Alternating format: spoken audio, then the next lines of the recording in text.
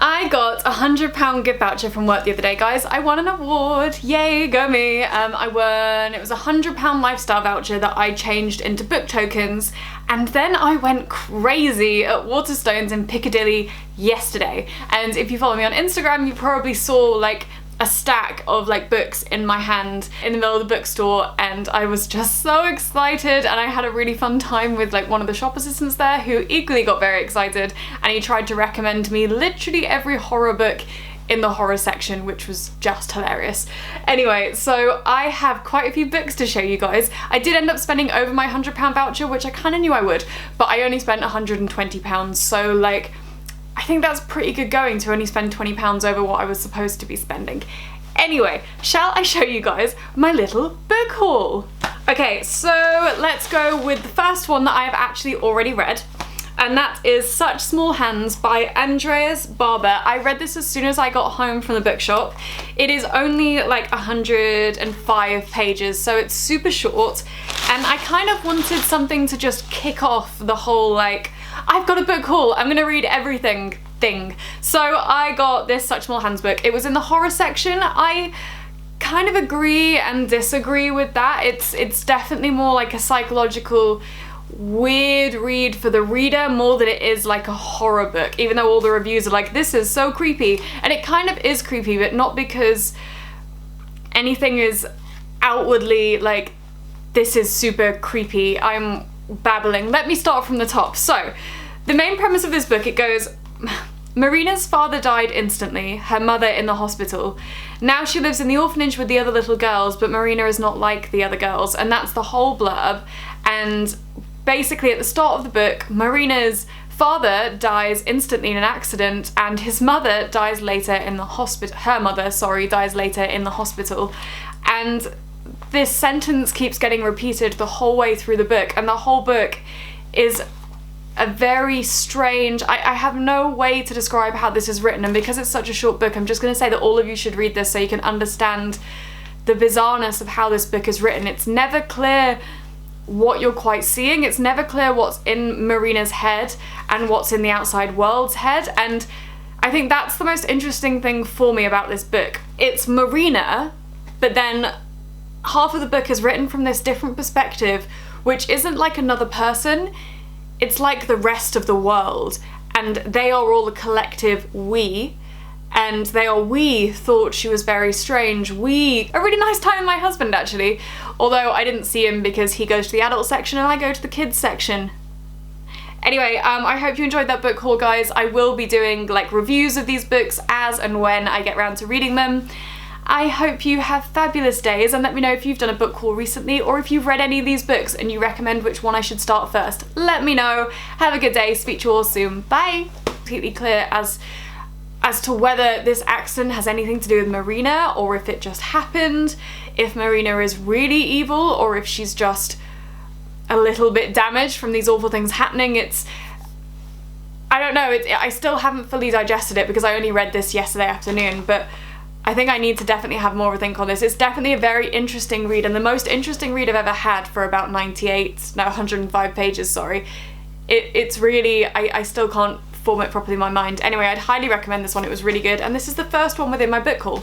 The second one, I also read yesterday. So I read this one and this one literally after coming back from Waterstones. So like, I don't think I've ever read a like 300-page book and another 100-page book in one day, but my husband was watching rugby all afternoon, so like I had to have something to do. Anyway, so this is Jenny Han's The Summer I Turned Pretty. Very, very easy romantic contemporary YA. Very easy. I picked it up actually because you all have seen my ranting video about To All the Boys I've Loved Before, and so I kind of wanted to see what Jenny Han's other writing was about. I have to say, I don't think I could have read this over more than one day. I think I would have got bored and not gone back to it. It was fine. The story didn't really go anywhere. In fact, being as I read this yesterday, I'm a little bit, like, struggling to remember what I read. Not great. Not great. Just gonna turn my light up a little bit too. Yeah, so it was fine. It was very much like, I'm gonna read this on the beach because it's about a girl on a holiday, and it's like pretty like love triangle-y, but not like, it describes itself as a love triangle book. You know, this girl has gone on holiday to the summer house that she always goes to with these boys that she's grown up with, but this year she's turned pretty and they finally recognize her, which is kind of a bit like, really? Do we really have to like limit girls down to this? And this is kind of like the problem that I had with the movie To All the Girls I've Loved Before. They like simplified this girl down to just what she looked like, how adorable she was, and how clueless she was. And I have a lot of problems with simplifying women that way, and it seems to be a theme that Jenny Han does a lot, guys, because that's what she did here, so can't say I'm very pro this book. It got like 3 stars, and that's basically because I did get to the end of it. I definitely wouldn't read it again. While I'm hating on Jenny Han, I did actually get another Jenny Han book, so I felt it was really bad that I hadn't finished the series, so I'm going to finish it, but this is how committed I am to the cause. I ranted about it. I hated the movie. The books I didn't hate as much. They were fine. Contemporary YA, fine. Anyway, but I'm determined to actually finish the series, so I thought, well, while it's free, I'm gonna finish the series. So yeah, always and forever, Jenny Han.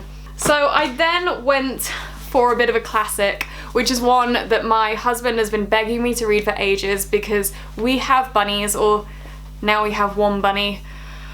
And, oh, that really upset me.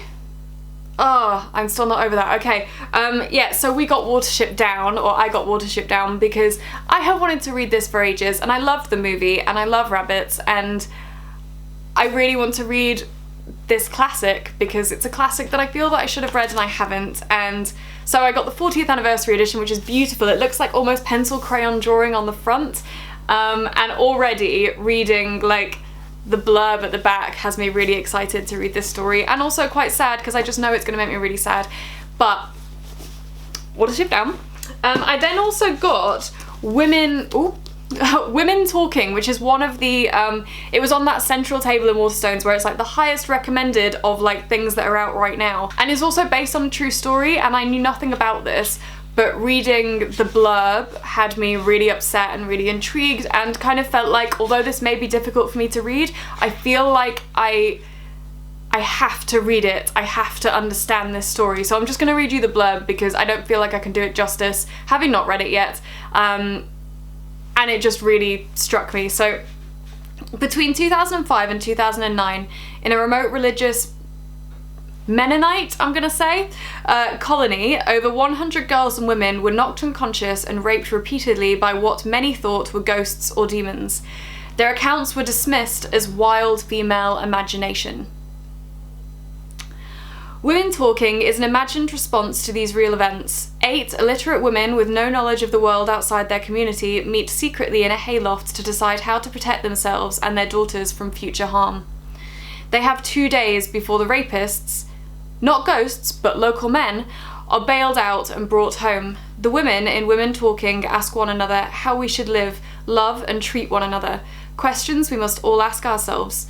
This is a profound, unsettling and virtuosic work of fiction from the award-winning author of All My Puny Sorrows. I am very excited / very emotionally scared to read this book, I think. I think it's going to take a lot out of me, but I am really interested to read this book, I think. Yeah, so it's by Miriam Towles. I'll link it below, of course. And yeah, if you've read this, let me know what you think. It's from Faber and Faber also, and it's not that long. It's only about 215 pages. So I'm gonna check this one out. The next one is Ghost Wall by Sarah Moss. I kind of picked this up partially because of the front cover, and it's like textured and almost like plaited wood, but it also, the quote on the front says, "I love this book. Ghost Wall requires you to put your life on hold while you finish it." And it's super short. I don't know, I'm really in the mood for really short books that I can just digest at the moment. And it seems to be all about basically a girl who's living with her family in a really remote place because they're doing some kind of archaeological dig. And they find this story of like a bog girl who was sacrificed by her family, and the teenage girl, I think, is trying to come to terms with this. Anyway, it sounds quite dark, quite harrowing, quite coming of age in an adult fiction book, so I'm quite excited by that. I always like to see the difference between how YA deals with coming of age and how adult fiction deals with it. It's something that quite interests me, so I'm looking forward to this one. The next one I got is This Is Going to Hurt by Adam Kay. I read the first 3 chapters of this book before it was released. I got, back when I was working in publishing marketing, we pitched for this, so we got an early release of like the first 3 chapters. I loved it, I thought it was hilarious, and then I completely forgot about the book. And then one of the girls at work, Taylor, she was reading this the other day, and she was like, it's the first book that she'd read in like a really long time. So I was like, maybe it is really good, maybe I should read it. I remember it being really funny, so I got a copy of this to read, really looking forward to it. I then got Louise O'Neill, The Surface Breaks, which, like, look at all the beautiful mermaidy designs on this. It's adorable. I've been seeing it all over Instagram for months, and I was like, I kind of need some of that beauty on my feed. And also I love this like theme of mermaids at the moment. I read a couple of mermaid books earlier in the year and I just really enjoyed it, and then I went over to like another Central Isle like recommended reads in Waterstones yesterday, and there must have been about 4 or 5 different like mermaid retelling, Little Mermaid books, just sirens, that sort of thing. So I thought, you know, I should get another reimagining of The Little Mermaid. So really excited to read this one. Everyone has been raving about how good it is, so I'm really excited, although I might have to buy it on Kindle because I do hate to read a hardback. I then got Shirley Jackson's The Haunting of Hill House, mainly because I adored the TV show, like adored it, but I always prefer horror books than I do horror films and horror series and that sort of thing. I prefer imagining it for myself, so I'm really excited to read this. I also kind of want to do like a video book comparison video, so keep your eyes out for that one, guys, because it is on its way. I think I'm going to read this one next. It's also really short. I'm really feeling the short books at the moment. I like, especially because it's like dark evenings and I'm struggling to find as much time to read. A short book that I can tear through is really up my street at the moment. Then I got a start to a new series, which is The Jewel by Amy Ewing. This kind of, to be honest, I picked it up because it looked like the Selection series and I loved the Selection series, but I've also I've read a lot of like brutal fantasy, like battle YA recently. I mean, like A Kingdom of Ash, come on, so much battle. And I kind of fancied something that was on that standard trope of like a prince, princess, like that sort of fantasy, like will they, won't they, they're in the palace but they're also like in danger from the palace sort of thing. So this kind of had that vibe to it. I mean, the start of it as well. Auctioned as a surrogate, imprisoned in the palace of the Duchess of the Lake, destined to carry the child of a woman she despises. That sounds pretty dark and pretty heavy. More than I was like bargaining for when I picked it up, but it does sound exciting, so I'm pretty excited by this. Also, it seems to be the start of like a 3-part trilogy type thing, so I'm really down for that. I don't want to invest in another like 7-part series for a long time, so I'm really down for like a 3-part trilogy, and especially when all the books are already out and I can go like 1, 2, 3, bam, bam, bam before the end of the year. That has me excited. Okay, still going. We have The Price Guide to the Occult, which again, look at that beautiful cover. Love it. And I'm not gonna lie, the reason I picked this up is because Kirkus Reviews at the start of here says, an atmospheric, blood-drenched, dark fantasy for a cold and stormy night. Now, if that doesn't get me excited, I don't know what will. Basically, this lead girl seems to be like a descendant of a big witch and she wants to escape that life and she just wants to be a normal teenager. But why won't the witch beings let her be a normal teenager? You know, that standard like, I'm fighting my destiny. It's YA, guys. We know what YA fantasy is. That's what it is. It always is. But I like what it is, so I'm not going to argue with what it is. Okay, and then the final one is The Monsterous Child, which has like the Costa Book Awards shortlist on it, which I hate a sticker, but also I thought I never read award books, so I'll read an award book. I also quite like the idea of this because basically this is like, you know that book ages ago that I said was a Cinderella retelling, but from the perspective of Cinderella's evil stepmom? Well, this is the story of Hell's queen, like the Queen of Hell, and her brother was like the serpent and then she is the Queen of Hell, and she's like, don't judge me, I did not ask for this life. And it's like the story from her perspective, I guess, which I'm quite interested in. It sounds quite funky, quite down for that. I like it when like authors switch it on its head. It's quite good. Anyway, so that is my book. So I think that's everything. There is 12 books here. Look at them. 12 books, a beautiful book haul. And part of me is kind of like, I don't like shopping in Waterstones because I know I could get twice as many books for my money, and then part of me just likes spending money in bookshops because so that's funny actually. I was having that exact conversation leaving Waterstones with my husband, and I was like, I kind of wish my voucher could have been for Amazon and then I could have got twice as many books, and he made the very good point that actually would I, because I had a fabulous 2 hours strolling around Waterstones and like a really fun 20 minutes with this bookseller who was trying to like get me into all these different horror books, and I just had a really fabulous time. And like the number of people in Waterstones who were laughing at me with this huge arm of books, and the shop assistants kept offering me a basket, and I was like, no, because if you give me a basket I'll be able to carry more books, and at the moment the only thing stopping me from buying more books is the pain in my wrist from carrying them, so please don't give me a basket. Anyway, so I had all the shop assistants laughing at me, and like a couple of other people in the shop laughing at me because I kept dropping the books, and just it was so much fun, and you don't get that when you're in Amazon. So I take it all back. I am happy to spend the extra money because I had a fabulous experience, a fabulous 2 hours in town, a really nice time with my husband actually, although I didn't see him because he goes to the adult section and I go to the kids section. Anyway, I hope you enjoyed that book haul, guys. I will be doing like reviews of these books as and when I get around to reading them. I hope you have fabulous days, and let me know if you've done a book haul recently or if you've read any of these books and you recommend which one I should start first. Let me know. Have a good day. Speak to you all soon. Bye!